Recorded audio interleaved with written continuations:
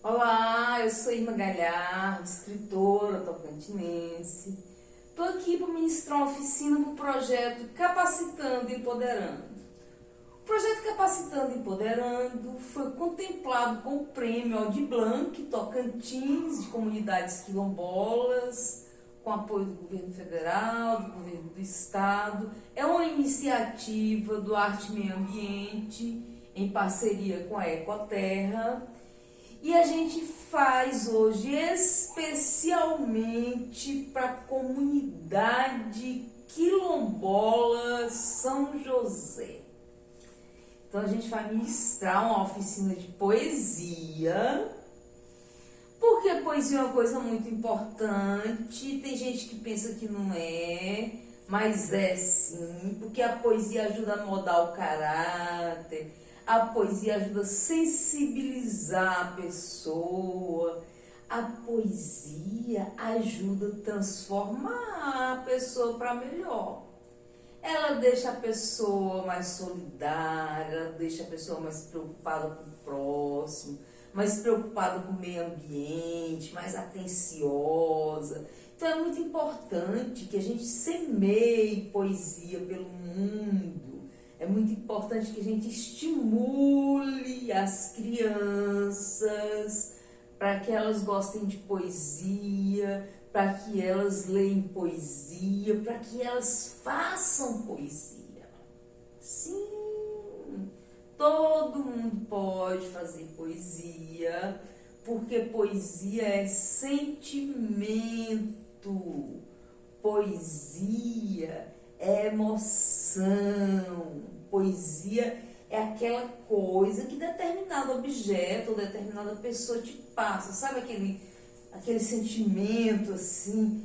Quando você escreve sobre esse sentimento, você está fazendo um poema, porque poema é a forma escrita da poesia. Mas existem várias formas de poesia. Tem poesia na música, tem poesia nas artes plásticas, tem poesia na dança, tem poesia na fotografia, tem poesia no raio de luar, tem poesia no sorriso de alguém que você gosta.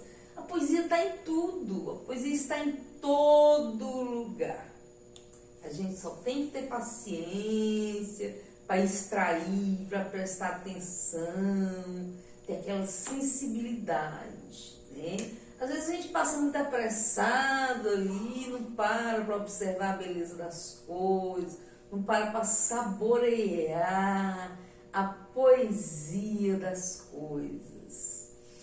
E toda coisa tem poesia. Você vai descobrir, eu vou falando aqui, vou contando aqui, você vai percebendo junto comigo aqui, diante das coisas que eu vou te mostrando. Por exemplo, daqui a pouco eu vou falar uma poesia que foi extraída de uma pedra. Depois eu vou falar uma poesia que foi extraída de uma porta. Então você vai ver que a poesia está em todos os lugares, está em tudo. Mas a forma escrita da poesia se chama poema. E a gente vai se deter hoje aqui especificamente no poema, né? Porque é uma oficina de poesia, mas a gente fala basicamente de poemas, que é a forma escrita da poesia. A forma escrita da poesia, o poema, ele é composto de versos. O que são versos? Versos é cada linha do poema. O verso ele não pode ser muito grande, porque senão ele vai virar prosa, deixa de ser verso. Então, para que ele seja um verso pequeno, um verso elegante, a gente usa uma linguagem econômica. A linguagem poética, ela é uma linguagem econômica. Então, para que essa linguagem, para que esse verso fique bem perfeito, tem uma coisa que o poeta usa muito, uma figura de linguagem que se chama metáfora. Existem várias figuras de linguagem, mas a metáfora é a preferida do poeta. O que é metáfora? metáfora, como eu disse, é uma figura de linguagem que significa comparação.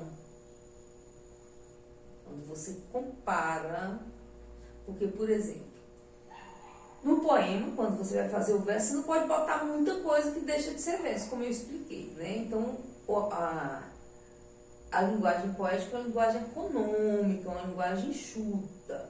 Então, você tem que escolher cuidadosamente cada palavra que você vai colocar ali no seu verso. Porque senão, o seu poema não vai falar tanto com poucas palavras. Porque o bom poema é aquele que fala muito com pouco. Entendeu?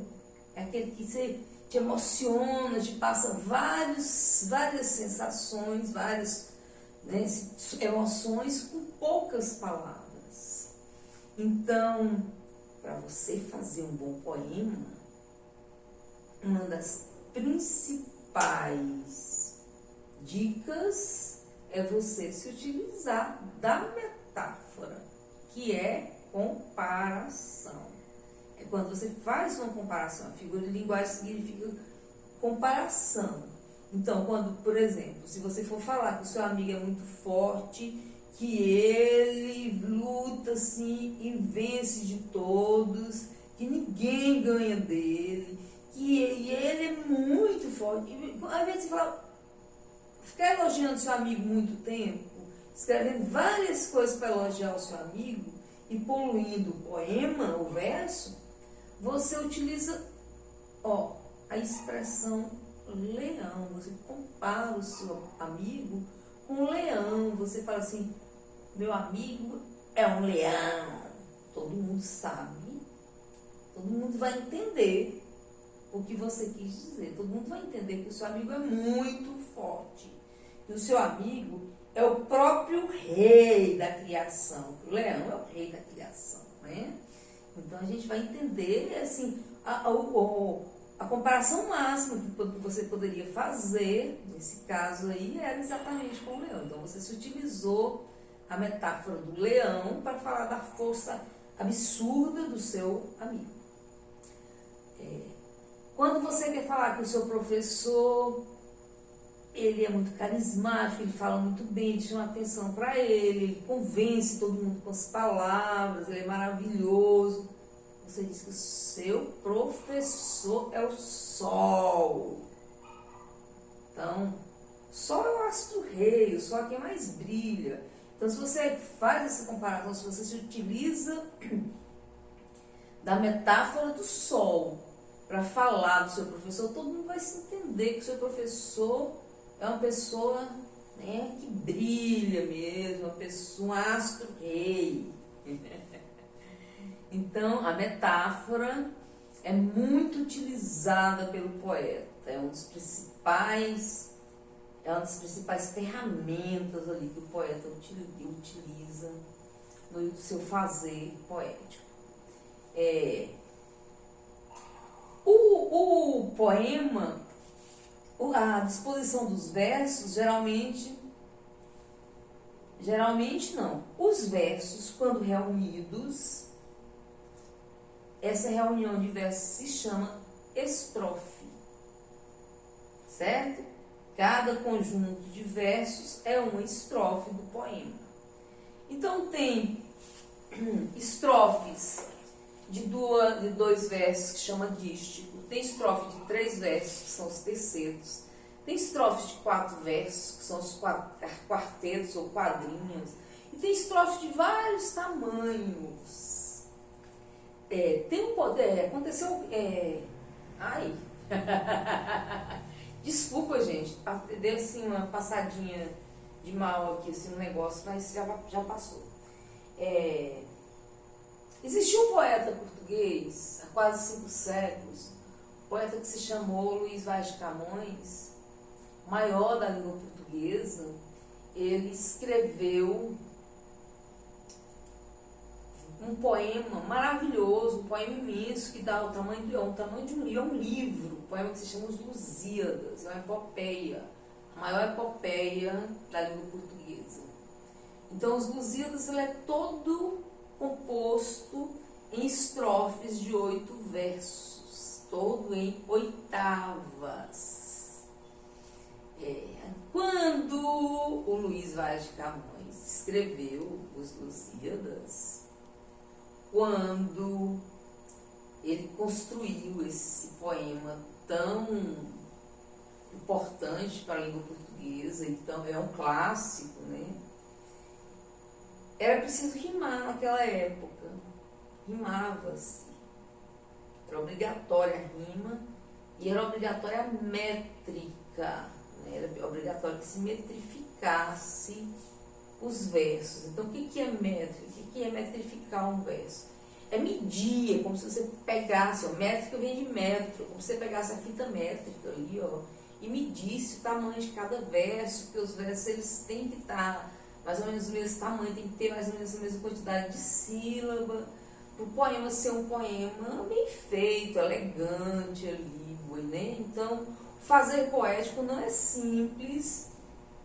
Hoje já é mais simples, mas antigamente, antes do modernismo, antes do movimento modernista, era preciso que o poema rimasse, era preciso que o poema fosse metrificado.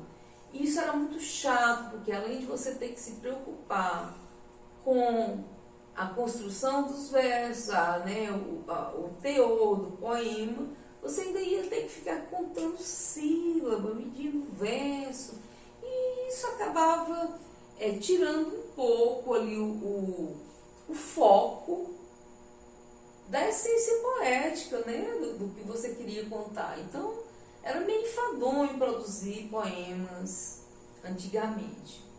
Aí aconteceu o movimento modernista, que aqui no Brasil iniciou em 1922, com a Semana de Arte Moderna. Você, inclusive, deve estar ouvindo falar bem do modernismo, da Semana de Arte Moderna neste ano, porque agora, em 2022, completa 100 anos da Semana de Arte Moderna, que foi em 1922. Então, a Semana de Arte Moderna aconteceu em São Paulo e foi feita por jovens artistas insatisfeitos com os rumos da cultura brasileira, com o que acontecia aqui no Brasil, a forma como a cultura era consumida, era disposta, era oferecida. Então, eles queriam mudar aquela realidade, que não era uma coisa muito interessante, uma vez que a cultura brasileira macaqueava, a cultura brasileira arremedava, imitava a cultura europeia, como se o Brasil não tivesse seus próprios elementos culturais, como se nós não tivéssemos uma riqueza cultural imensa que inspirasse a cultura verdadeiramente nacionalista, a cultura brasileira mesmo. Então, os poetas e os artistas em geral, modernistas, que os principais foram Oswald de Andrade, Mário de Andrade, Anita Mafaldi, Tarsila do Amaral, Vitor Brecheret, Menotti Delpidia, Manuel Bandeira, o poeta Manuel Bandeira tem um poema muito importante para o modernismo, que se chama Os Sapos. Esse poema ele foi lido na Semana de Arte Moderna, lá em São Paulo, no museu. Então, esses são os principais expoentes da primeira fase do modernismo. Porque o modernismo ele foi dividido em fases. Ele tem a primeira fase, ele tem a segunda fase e ele tem a terceira fase do modernismo. E muitos outros escritores importantes para a nossa literatura, como a Clarice Lispector, como o Carlos Drummond de Andrade, já foram de outras fases do modernismo, né? Segunda e terceira fase.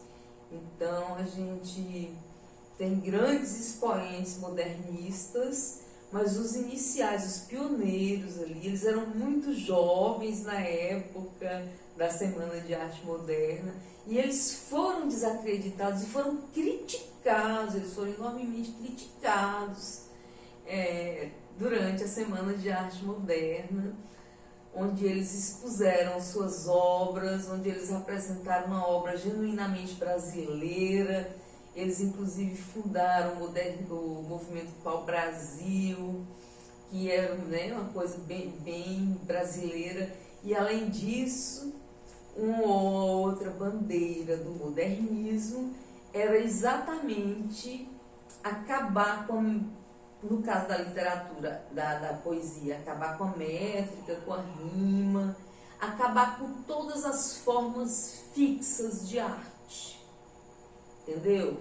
No caso da música, no caso das outras linguagens, tirar a arte da caixinha, acabar com a arte pré-estabelecida, uma vez que a arte tem que ser espontâneo, a arte tem que ser indomada, a arte não tem que ter limites e nem moldes. A arte é livre, a arte é rebelde, é a expressão de sabe aquela coisa que extrapola? A arte é isso, a arte é excesso, a arte é excesso, né?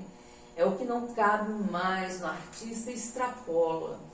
E a arte, ela é muito necessária no dia a dia do ser humano, porque ela é inerente ao ser humano. Nenhum outro ser vivo aprecia a arte, é amante da arte como ser humano.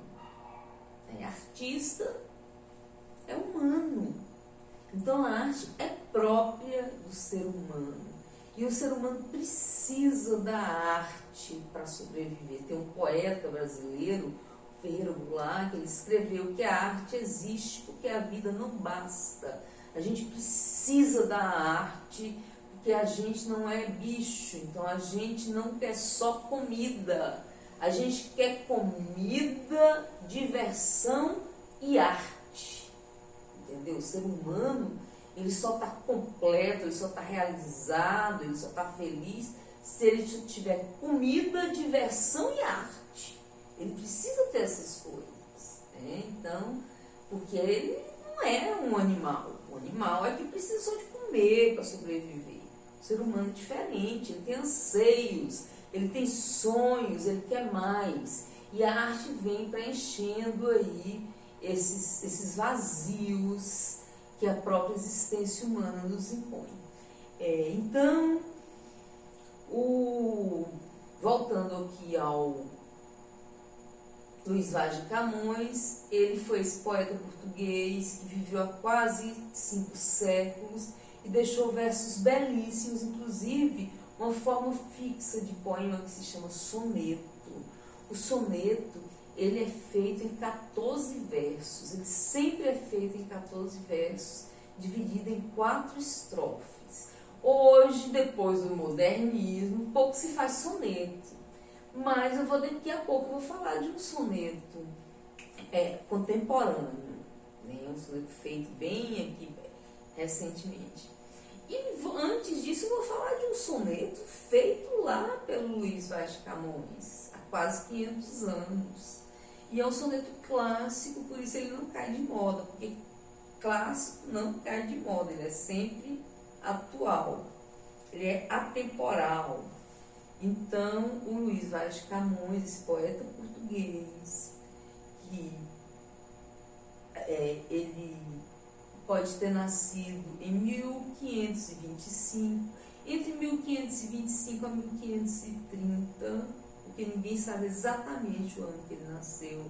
Naquela época, a comunicação era diferente, os registros eram diferentes, visto que quase não existia livro, não existia internet, não existia redes sociais, a escrita era luxo, né? Poucos dominavam a escrita, porque o ensino era caro, o livro era muito caro.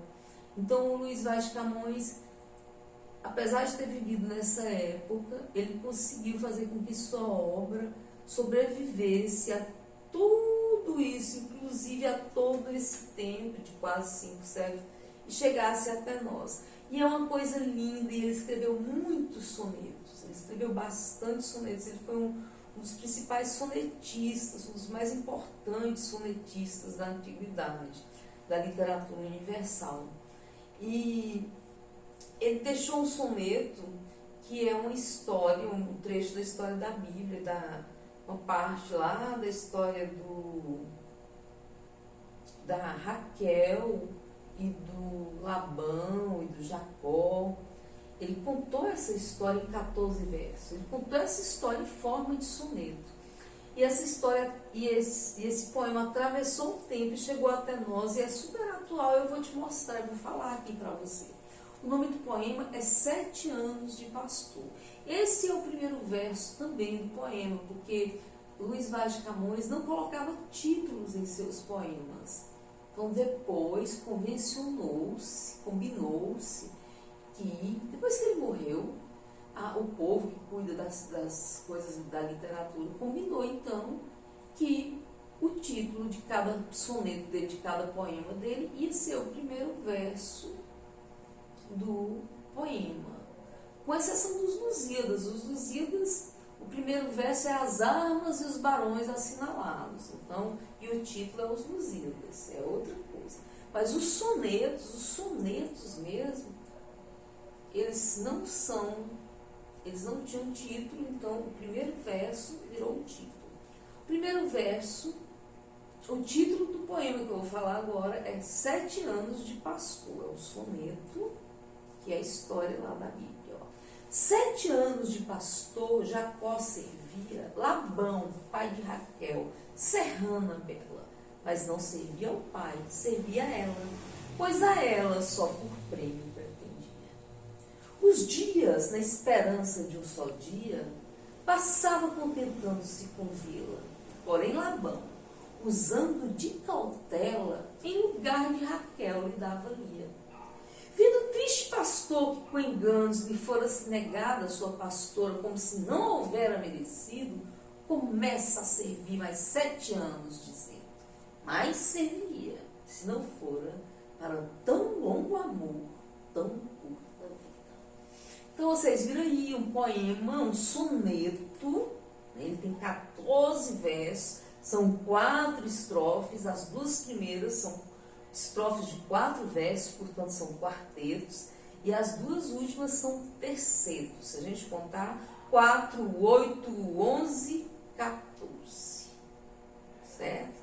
Então, se algum dia alguém perguntar para você, ou você tiver que ensinar para alguém o que é um soneto, soneto é um poema composto de 14 versos, distribuído em 4 estrofes, sendo as 2 primeiras quartetos e as 2 últimas terceiros. Simples, né? Para lembrar para sempre. Então, eu disse que eu ia falar um soneto mais moderno, um soneto contemporâneo, um soneto aqui mais atual. Vou falar o soneto do Vinícius de Moraes, que morreu na década de 80, mas está bem vivo entre a gente, está bem presente, porque ele deixou uma obra vasta. E os livros didáticos estão cheios de poemas do Vinícius de Moraes.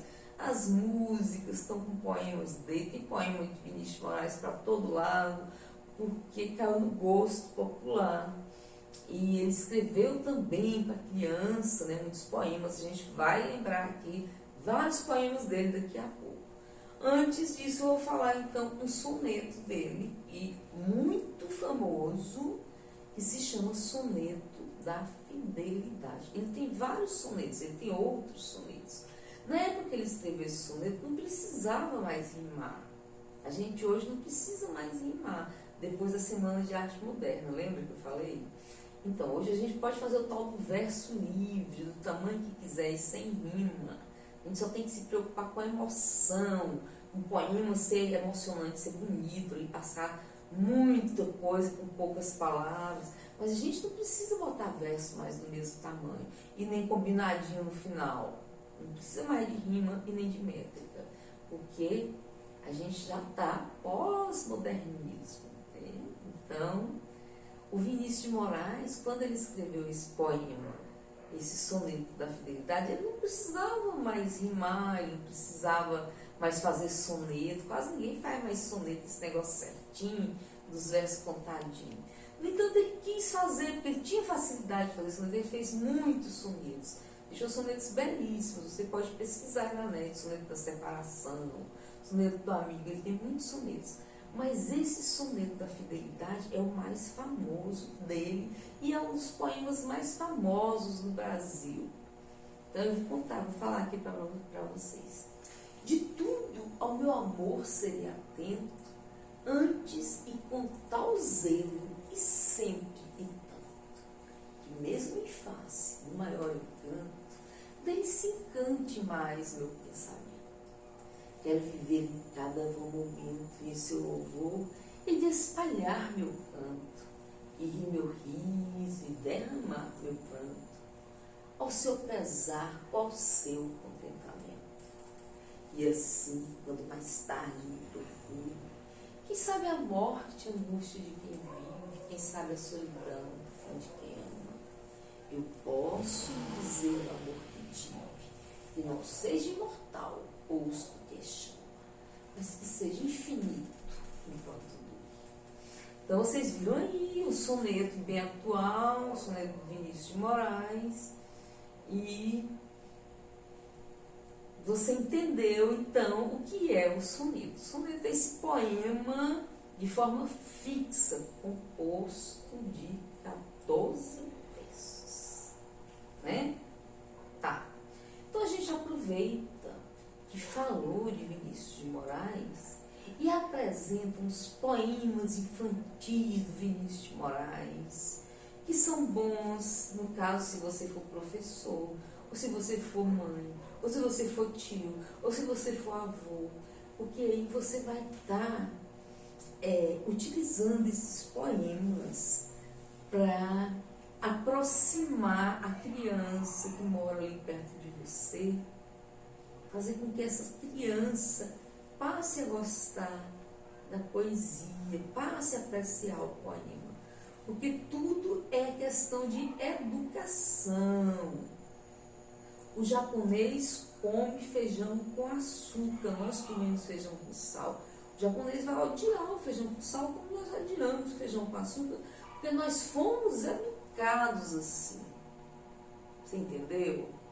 Então, tudo que a gente pratica, a gente traz para a vida da gente, a gente pega o hábito. E poesia, como ela tem essa linguagem econômica, muita gente não gosta, não entende, não consegue entender a linguagem poética. E aí não gosta, deixa para lá. Então, se você educa o seu ouvido para ouvir poesia desde sempre, se você educa a criança próxima a você ali, e se você está sempre lendo um poema para ela, está sempre apresentando poesia, você vai educar o ouvido dela, vai trazer esse mundo poético para a realidade dela, e ela vai passar a consumir poesia naturalmente, a gostar de poesia e, consequentemente, a escrever poesia. Olha que coisa legal, não é? Então, os poemas infantis são uma ótima porta para a gente fazer essa introdução poética. E o Vinícius de Moraes, ele escreveu um livro chamado A Arca de Noé, que tem poemas infantis maravilhosos que você pode apresentar aí para a criança que está próxima a você. E esses poemas são tão interessantes que ele musicou, ele colocou ritmo, fez desses poemas música. Por exemplo, a casa era uma casa muito engraçada, não tinha teto, não tinha nada. Ninguém podia entrar nela, não, porque na casa não tinha chão. Ninguém podia dormir na rede, porque na casa não tinha parede. Ninguém podia fazer pipi, porque pinico não tinha ali. Mas era feita com muito esmero na Rua dos Bobos, número 0.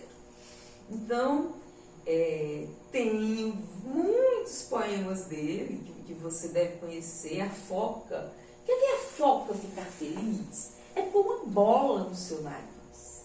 Que ver a foca bater palminhas é dar a ela uma sardinha. Quer ver a foca fazer uma briga? É espetar ela bem na barriga. O que mais, Vinícius de Moraes, que a gente tem? As borboletas, brancas, azuis, amarelas e pretas, brincam na luz as belas borboletas.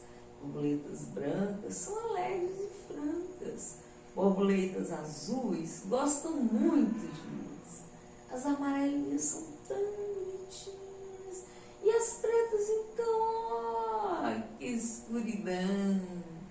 Outro poema do Vinícius de Moraes, A Porta. Olha que ele conseguiu extrair poesia até da porta.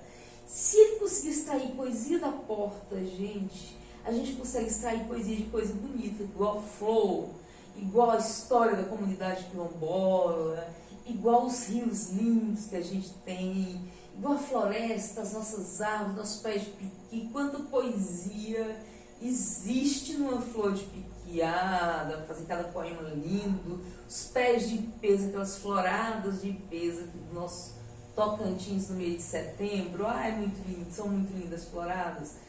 Para fazer cada poema lindo, porque uma porta, né, uma porta que é feita de madeira morta, ele conseguiu tirar a poesia. Tem um outro poeta que eu vou falar daqui a pouco, que conseguiu tirar a poesia de pedra. Já viu falar que gente tira leite de pedra? Né? Mais ou menos tirar a poesia de pedra, mais ou menos a mesma coisa. Pois ele conseguiu. Então eu vou falar o poema da porta, você presta atenção, para você ver que se ele conseguiu tirar poesia de porta, você pode estimular o seu aluno, o seu filho, o seu neto, o seu sobrinho, a fazer poesia de coisas bonitas aí. Ó, o poema como é. Eu sou feita de madeira, matéria morta, mas não há coisa no mundo mais viva do que uma porta.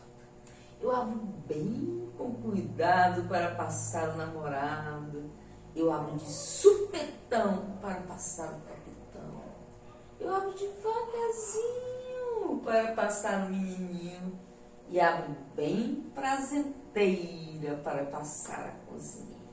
Só não abro para aquele que diz, e a mim bem pouco importa, que se uma pessoa burra, é burra como importa. Então esse é só um pedaço do poema, você pode ver o restante aí na internet, mas é só para te mostrar que foi um poema que ele tirou da porta, feita de matéria morta. Né? Então, Vinícius de Moraes é um poeta que você deve apresentar para a criança próxima a você, e você também deve conhecer um pouco mais, procurar um pouco mais da poesia dele na internet. Você vai achar coisas lindas da poesia, na música. Ele foi cantor, né? Então ele tem muita música linda, ele foi músico, ele tem muita coisa linda. Foi parceiro do Tom Jobim, parceiro do Toquinho. Ele escreveu músicas que são obras, são clássicas, né? Na nossa musicografia nacional. Então, o Vinícius de Moraes é um poeta necessário para você apresentar para alguma criança que você quer educar poeticamente. Um outro poeta que precisa ser apresentado é o Carlos Drummond de Andrade. O Carlos Drummond de Andrade é o poeta maior, é o poeta aclamado pela crítica literária como o maior do Brasil, porque ele conseguiu popularizar a poesia, ele conseguiu escrever sobre temas do cotidiano, sobre banalidades. Ele conseguiu fazer com que as pessoas simples se interessassem por poesia, porque essas pessoas liam os poemas dele e entendiam, né? Não era aquela coisa rebuscada, sofisticada, como geralmente costumava ser o poema. Então, Carlos Drummond de Andrade ele foi quebrando paradigmas, foi trazendo uma poesia bem popular mesmo.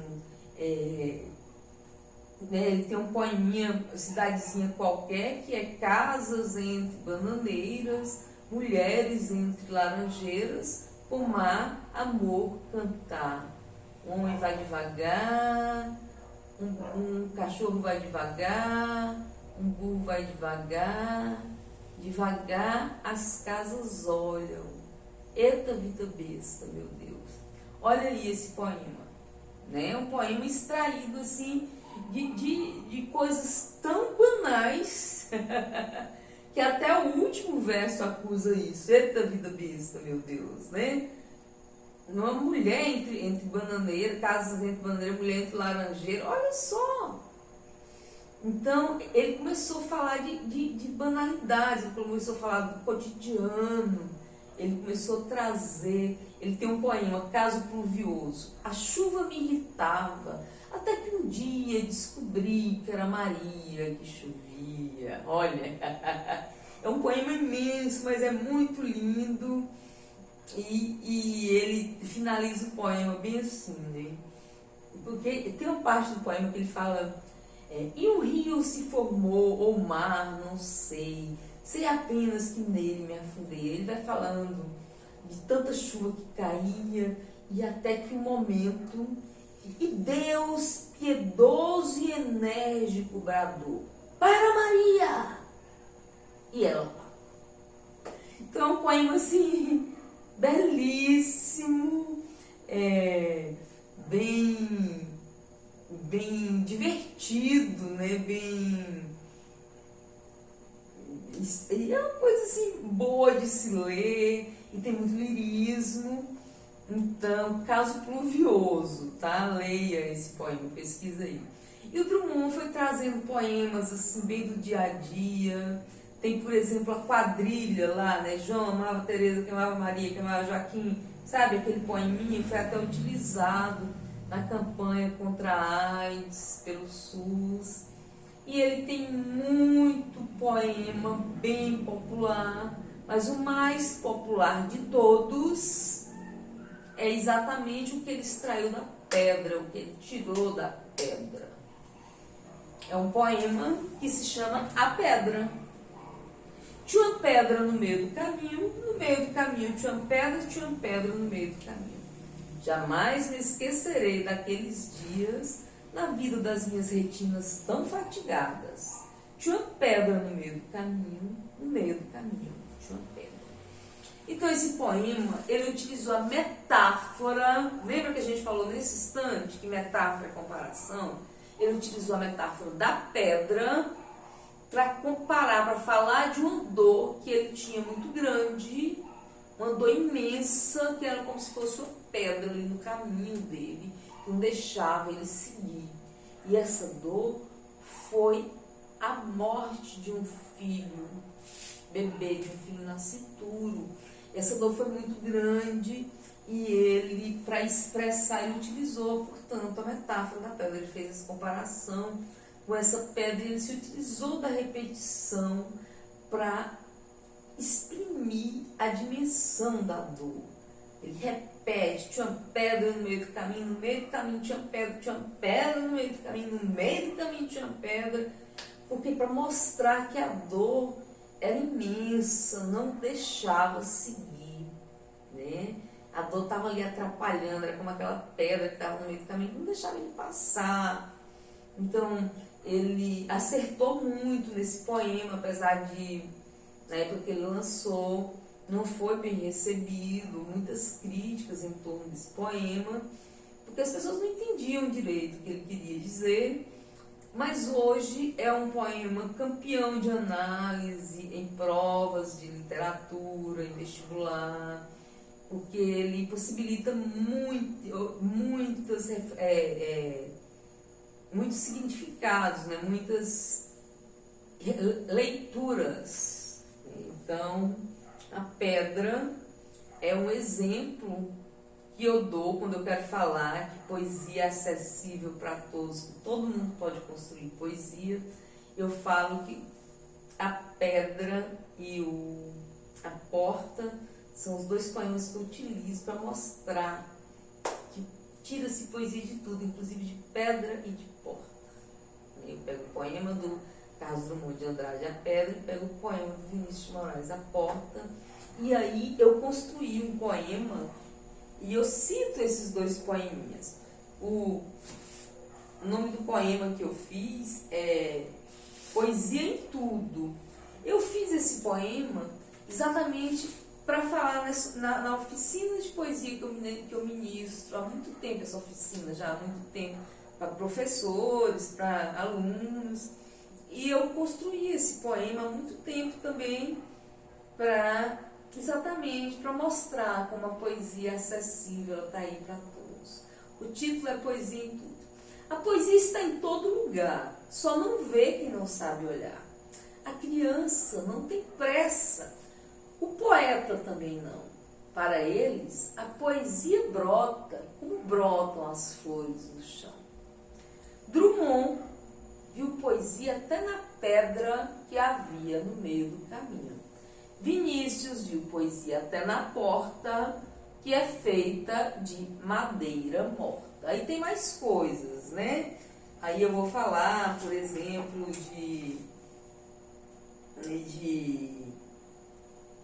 eu vejo poesia no porquinho de bandeira, que com sua andorinha passou a tua vida inteira.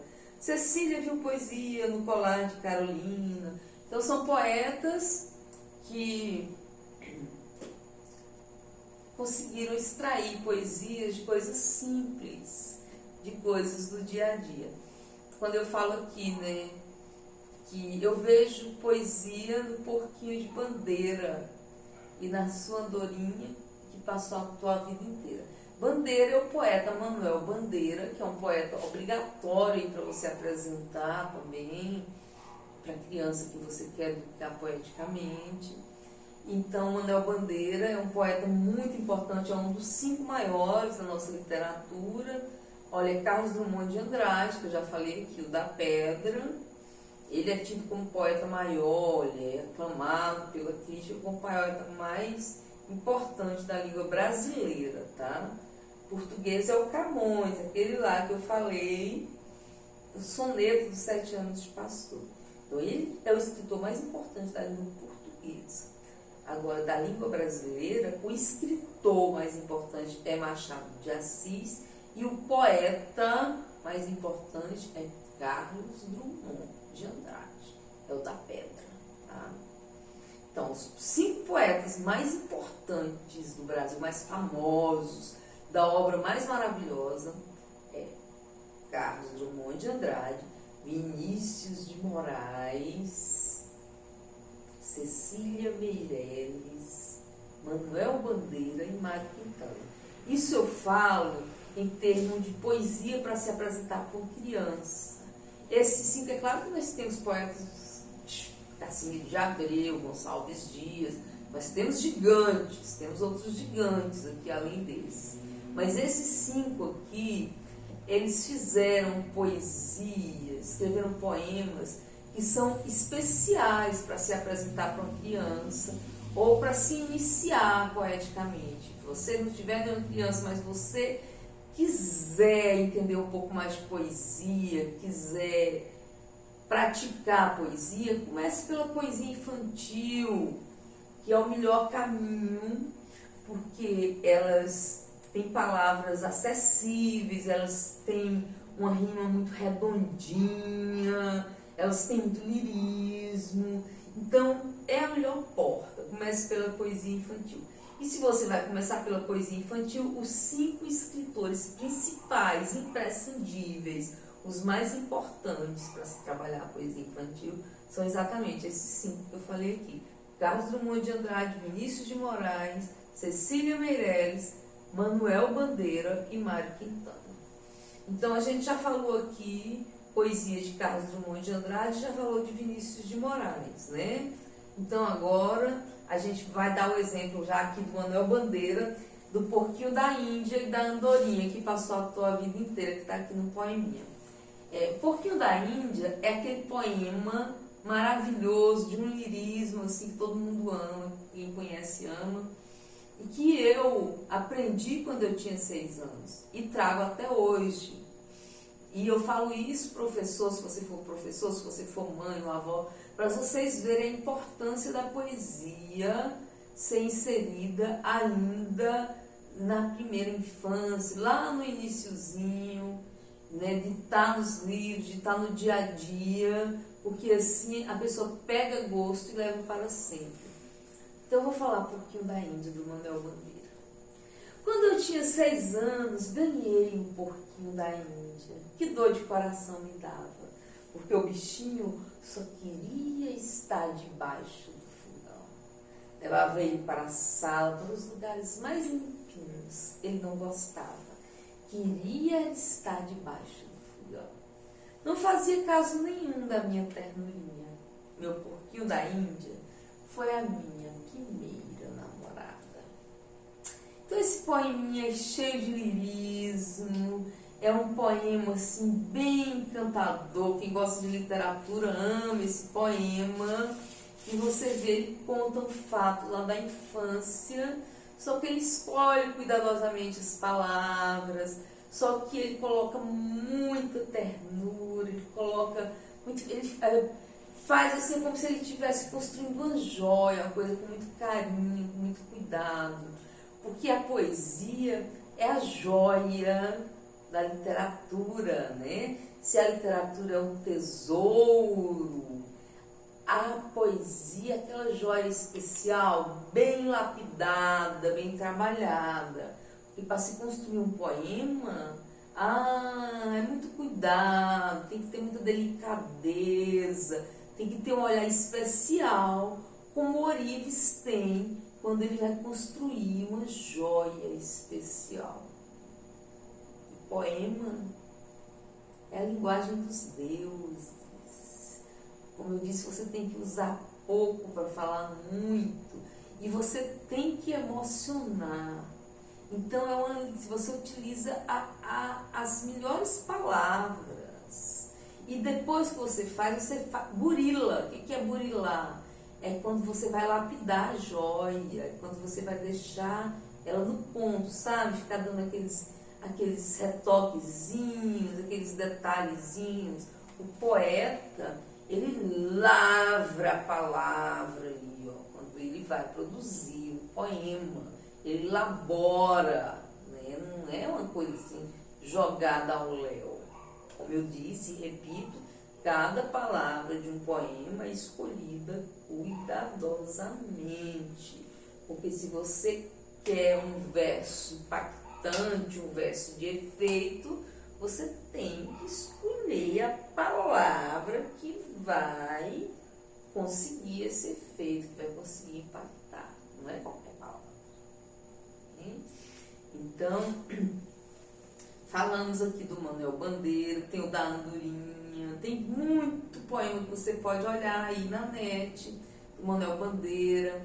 Tem o Café com Pão, ótimo, que é o Trem de Ferro, olha aí, e muitos outros. A Cecília Meirelles, que é a outra que não pode ficar de fora, ela tem muitos poemas que você pode apresentar aí para a criança que está próxima de você. Ela revolucionou a poesia infantil brasileira. Depois dela, a poesia infantil passou a ser mais leve, mais divertida, mais dinâmica e prezando muito mais a sonoridade, o ritmo, sabe aquela coisa imagética mesmo, né? Então, a Cecília Meirelles deixou uma obra vastíssima e a gente vai falar aqui alguns versos dela para você. A gente começa com a bailarina. Essa menina tão pequenina quer ser bailarina, não conhece o dó nem o ré, mas sabe ficar na ponta do pé. Não conhece o mi nem o fá, mas inclina o corpo para cá e para lá. Roda, roda, roda com os bracinhos no ar, não fica tonta e nem sai do lugar. Põe na cabeça uma estrela e um véu e diz que caiu do céu. Essa menina tão pequenina quer ser bailarina, mas depois esquece todas todas as danças e vai dormir como as outras crianças. Esse poema da Cecília Meirelles é o mais querido de todos pelas crianças. Eu frequentemente sou jurada de concurso de poesia infantil e é impressionante como esse poema é o preferido, como existe candidatas falando a bailarina. É impressionante. Então vamos ver mais poesia da Cecília Meirelles, que você pode apresentar aí para que você pode consumir, que você pode ir atrás para poder desenvolver o seu gosto poético, educar o seu ouvido. O colar de Carolina. Com o seu colar de coral, Carolina corre por entre as colunas da colina. O colar de Carolina colore o colo de cal e torna corada a menina. E o sol, vendo aquela cor do colar de Carolina, põe coroas de coral nas colunas da colina. Então, tá aí um poeminha lindo. Se você for professor, pode abusar dele para trabalhar a letra C, né? E isso me faz lembrar de um outro poema da Cecília Meirelles também, que é A Chácara do Chico Bolacha, que se você for professor, você pode utilizar para trabalhar o CH, né? O som do X, o CH. Eu só vou falar um fragmento, que é: na chácara do Chico Bolacha, o que se procura nunca se acha. Dizem que na chácara do Chico só tem mesmo chuchu e um cachorrinho coxo que se chama Caxambu.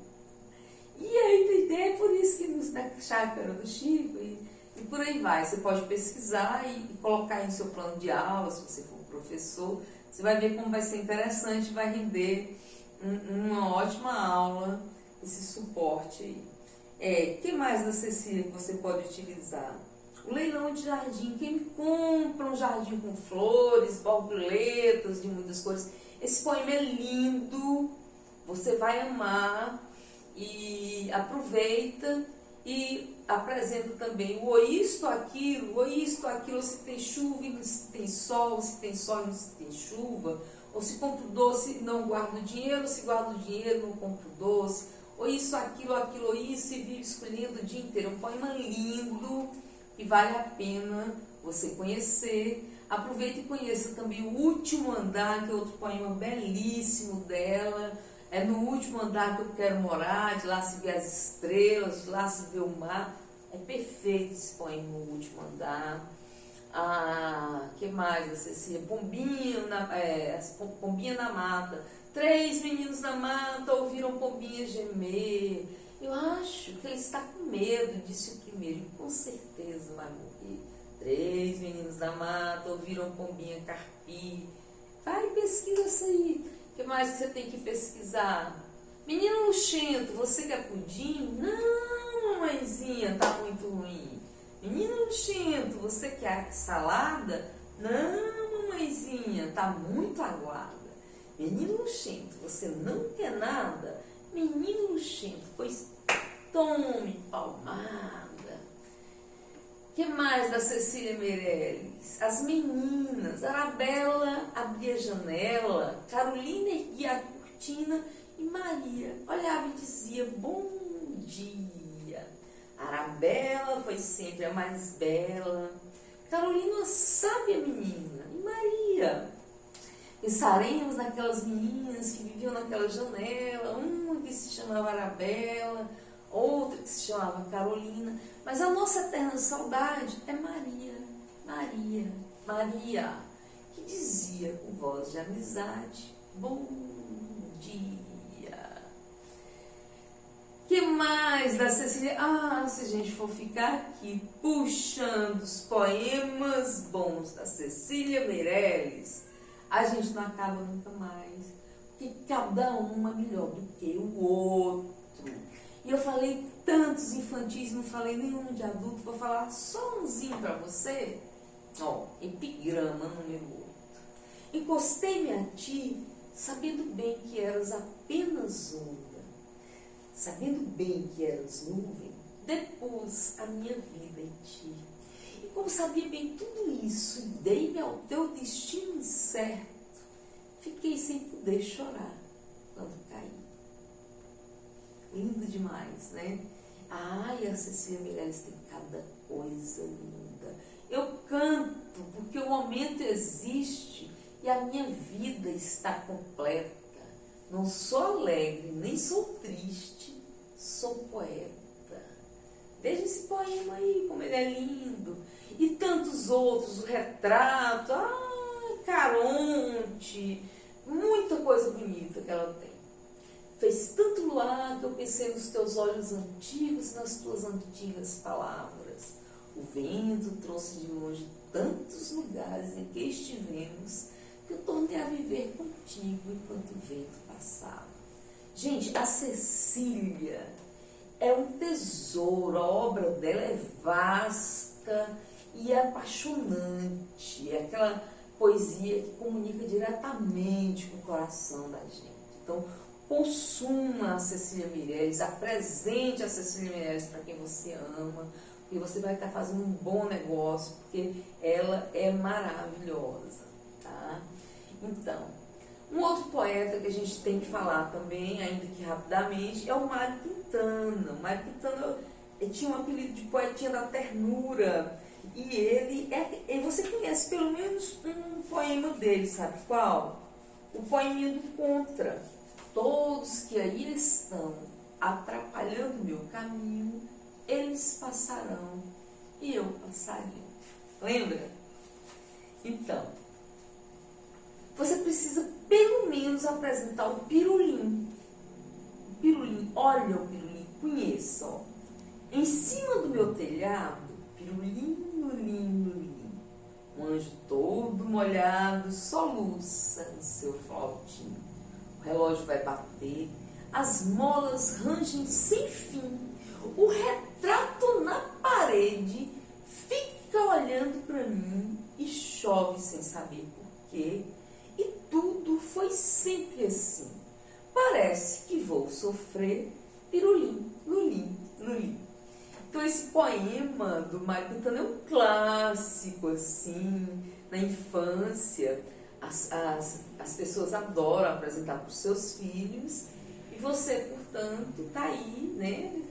Tem vários poemas da Cecília, bem pequenininhos, que são tão maravilhosos que se tornam livros. Tem um poema que é uma quadrinha, ele é muito pequenininho, que se chama O Pescador, não, As Filhas do Pescador. Gente, um livro, ficou um livro tão lindo, ficou um livro de capa dura, grande, imponente, assim, um poeminha pequenininho.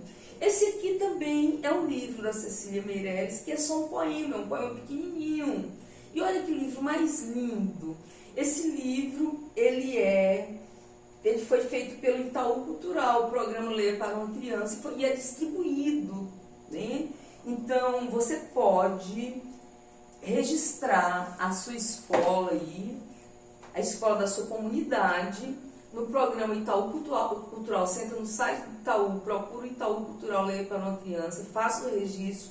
Todas as crianças da comunidade vão receber 2 exemplares de livro da campanha. Cada ano são livros diferentes. Então, muitos desses livros são poesias, né? Então, por exemplo, esse aqui é da campanha Leia para uma Criança, do Itaú Cultural. Eu vou ler esse livro, é um poeminha pequenininho, que é tão maravilhoso que virou um livro. O nome do poema é O Menino Azul. Olha quanto o livro é lindo, e a poesia já começa antes do poema, já começa na ilustração. A ilustração é da Elma e a editora é Global. Ó, tudo é bonito no livro, o livro é um luxo, é muita delicadeza, é, como eu disse, espalhado, poesia para todo lado. O Menino Azul, o menino que é um burrinho para passear, um burrinho manso, que não corra nem pule, mas que saiba conversar. O menino que é um burrinho que saiba dizer o nome dos rios, das montanhas, das flores e de tudo que aparecer. O menino que é um burrinho que saiba inventar Histórias bonitas, com pessoas e bichos e barquinhos no mar.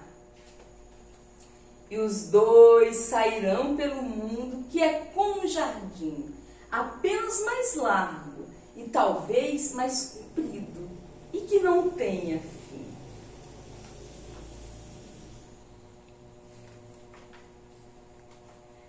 Quem souber de um burrinho desses pode escrever para a Rua das Casas, número das portas, ao menino azul que não sabe ler. Então, olha que livro lindo, faça a inscrição aí da escola da sua comunidade, para que todas as crianças recebam livros semelhantes com o programa Itaú Cultural Leia para uma Criança.